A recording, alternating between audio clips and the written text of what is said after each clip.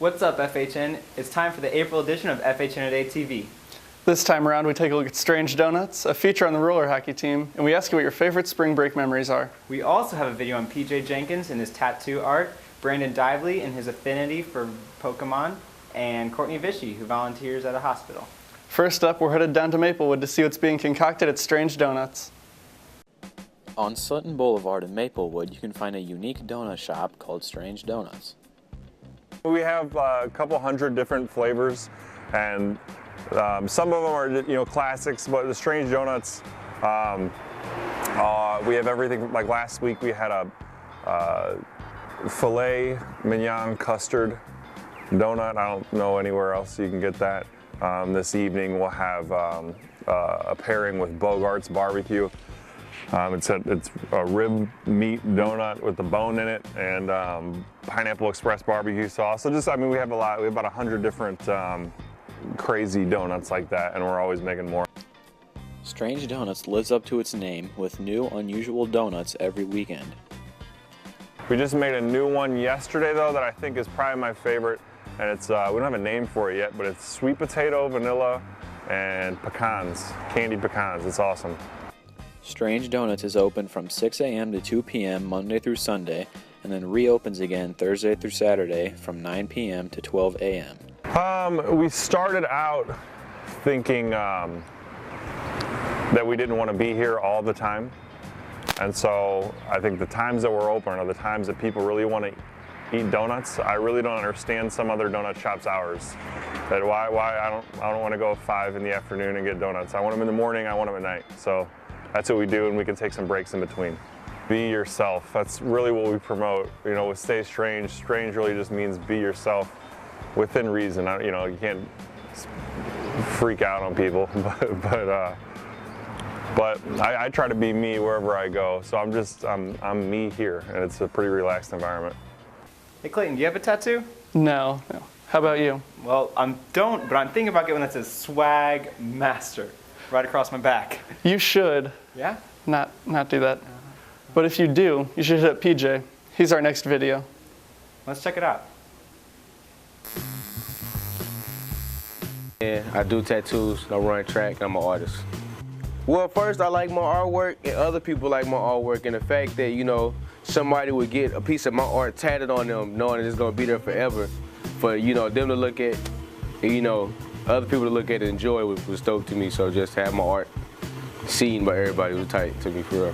What's the inspiration? Probably Jim Lee. He a comic book artist. Jim Lee a comic book artist, and he's like super dope. I couldn't draw hands, and I looked at a video on how to draw hands, and it's like he broke it down real easy. He can just draw my favorite superhero, just simple. It was dope. Being a tattoo artist is difficult, being that the canvas or the paper, the skin moves, it jumps, it feels pain, so paper doesn't move, it stays there. If you do a tattoo on somebody, it's gonna hurt. Tattoos hurt. If you get tattoos, they hurt. So if you really want this tattoo, just know it's gonna be there forever. You can't really put nothing right there no more unless you want to do a cover up, and that's just your art that you're covering up. Who wants to cover up art? That just messes it up. So you're like an apprentice to someone right now? Yeah, right now I'm just at an apprentice level, just really still learning around the tattoo parlor and, tattoo shop, just little stuff. Favorite part about tattooing, probably meeting new people, the different little ideas, crazy ideas they come up with. And, it's just dope. I like a challenge sometimes, and it just, bring it to me. I found out about PJ tattooing because he came to me one day because I used to do tattoos on my own, and he was like, he wanted me to help him. Did I think he could do it? And I told him, yeah, he knew how to draw. Just learn the technique of tattooing and he'll be good. Like, what I like most about tattoos is it's a way of expressing myself. Like, everybody express themselves different through music, through speech, debates, different stuff. And I just express myself through my art, tattoos. I'm looking forward to it. I know they try to give him a bad rap, but he good. He legit. He know how to make it happen. So I wouldn't mind owning my own shop. I wouldn't mind owning my own shop. I don't like working for people. So I probably just own my own shop, big old shop, have people just work for me, come in there every now and then, do a tat if I feel like it. One time when I was a little kid, I broke my nose while rollerblading, It sounds like you should stay away from North's new roller hockey team. They've been doing pretty good this season. Aren't they the subject of our next video? They are. Let's watch it. My name is Cody Kettler. I've been coaching for probably 2 years now, but this is my first year coaching France South North. I would describe roller hockey as it's hard to explain. Compared to ice hockey, it's probably a little slower pace, but it's more of a mind game. It's kind of chess compared to checkers, you could say maybe. This team started about 2 weeks ago, I'd say, 3 weeks ago. We had tryouts, and then we had a preseason tournament in Pittsburgh, and we won that. And then we had a preseason tournament here, the breakout tournament, and we finished second behind Fort Dumont West. But it's a good game. Winning games, really. I like the feel of it. I like the feel of beating the other teams. The tournament we won in Pittsburgh, it was an easy win. The teams weren't as good as us, but we showed that by winning the whole tournament. I would say my favorite game so far has been the championship of the Missouri breakout tournament here that we lost in 3-2 actually. We got second, but it was a good lesson for the team, and not to get too high of a head, you know, not to get too cocky, you want to say. It was 3-2, it was a close game, but we fought hard. I'd say that's probably my favorite game so far. We came back from 2-1 with 30 seconds left too, so it was a good game for our guys. Do you know Courtney Vishy? Yeah, doesn't she volunteer at the St. Louis Children's Hospital? Yeah, she goes there once a week and volunteers with the kids. Let's see what she has to say about volunteering. Hi, my name is Courtney Vishy. I volunteer at St. Louis Children's Hospital every week on Sunday. Well, when I was in 8th grade, I was really sick, so I was an inpatient here, and then it kind of evolved into me wanting to become a doctor, and really volunteering has given me a chance to give back to the people that gave so much to me, and you can really tell how much both parents and patients appreciate everything we do. They just smile and it brightens up their day. They love it.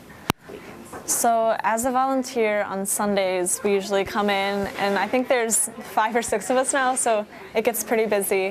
Usually we start in here, and if there's no patients that come down, we'll go out to the floors and we'll start with our priority patients, and those are the patients that have been tagged as really needing extra attention and care and who want you to be there. So we'll check on those people first and spend time with them, and then if nobody's in the playroom, we'll go around on all the floors and see if anybody wants any toys or games or anything. And then usually people will call down from the floors, either the nurses or the parents, and ask for volunteers. If the parents want to go get lunch, they'll call up and say, oh, can I have a volunteer for 20 minutes? And then they'll just go up there, bring toys, and play games for a little bit. And then if there's actually patients in the playroom, we sit in here and play, and there's all sorts of games and arts and crafts, and it's a lot of fun. I just basically play games the entire time.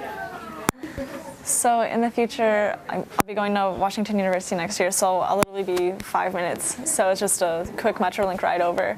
So I think I'm going to start volunteering more frequently, maybe twice a week, and then I'll also be part of the Volunteer PAL program.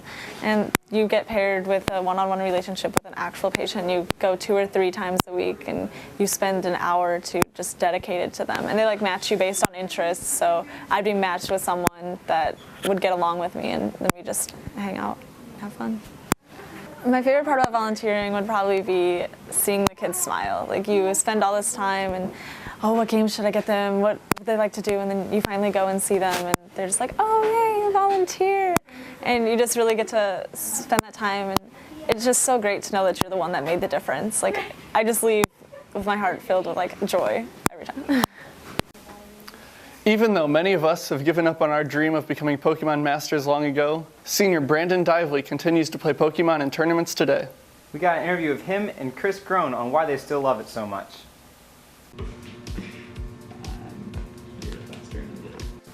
I play Pokemon on my DS, and I play it because it's fun and interactive and time-consuming.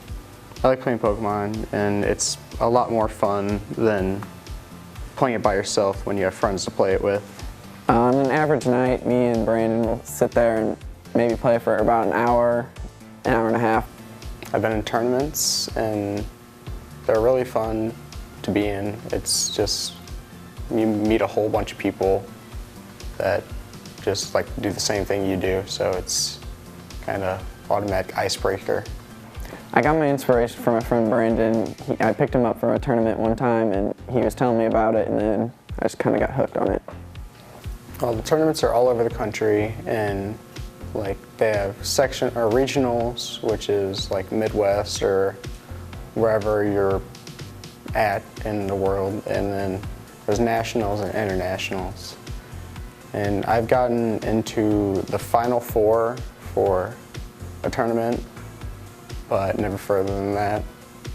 The tournaments, they give me something to look forward to, because you can win a huge load of prize money if you actually win it, and it gives you something, it gives you a drive to actually get up and do something with your life, and then that drive correlates with other stuff like getting your grades up or doing other successful stuff. So what did you do over your spring break? Oh, I got to go golf, I went to Tennessee, I went fishing, a lot of cool stuff. Oh, that's cool. In this next video, we ask people around the school what their favorite spring break memories are.